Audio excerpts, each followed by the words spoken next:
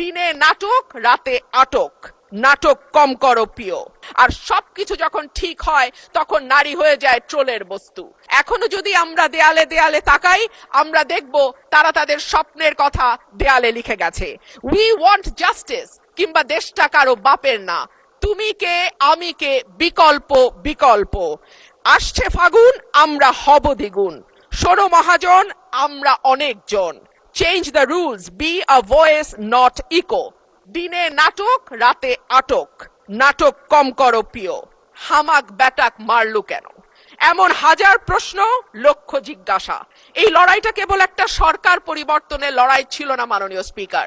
যেই কথাটি আমি বলেছি, একটা স্বপ্ন, একটা নতুন বাংলাদেশ, সকলকে নিয়ে সকলের বাংলাদেশ গঠন করবার একটা স্বপ্ন নিয়ে এই গণ অভ্যুত্থান হয়েছিল। মাননীয় স্পিকার, আমরা স্বপ্ন দেখেছিলাম ধর্ম, বর্ণ, জাতিগোষ্ঠী বা লৈঙ্গিক পরিচয়ের ভিত্তিতে কাউকে অপর বা আদার করে দেয়া হবে না। মাননীয় স্পিকার, আমি খুব বিনয়ের সাথে বলি, এই আন্দোলনের সম্মুখ সারিতে ছিলেন নারীরা। এক ঝাঁক নতুন প্রজন্মের তরুণ মুখ আমরা পেয়েছিলাম। সেই নারীরা 1 বছর পার না হতে হারিয়ে গেলেন কেন 7 জন নারী সাংসদের এই সংসদে, সেই প্রশ্নটা আমি আপনাদের কাছে রেখে যাচ্ছি।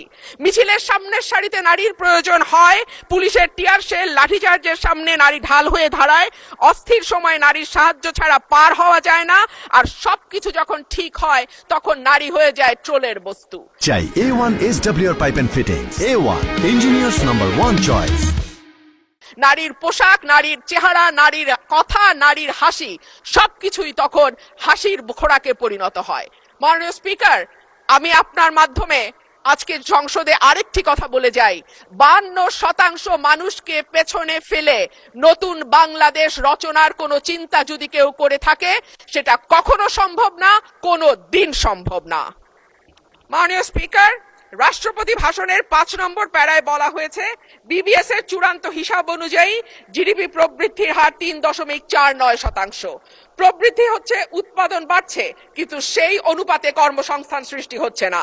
বরং উৎপাদন ও সেবা খাতগুলোকে অর্থনীতির মূল চালিকা শক্তি হিসেবে ধরা হয়, সেই 2 খাতেই কর্মসংস্থান চলছে। একে চাকরিবিহীন প্রবৃদ্ধি বলে, যা দীর্ঘমেয়াদে অর্থনীতির স্থিতিশীলতা, অন্তর্ভুক্তিমূলক প্রবৃদ্ধির জন্য একটি বড় ঝুঁকি। দেশে শিক্ষিত বেকারের সংখ্যা বাড়ছে, অন্যদিকে দক্ষতার অভাব এবং ভাষাগত দুর্বলতার কারণে বড় বড় প্রতিষ্ঠানগুলো বাধ্য হচ্ছে অন্য লোক নিয়োগ দিতে। অর্থাৎ কর্মমুখী শিক্ষা দিয়ে চাকরির জন্য প্রস্তুত করতে আমরা ব্যর্থ হচ্ছি।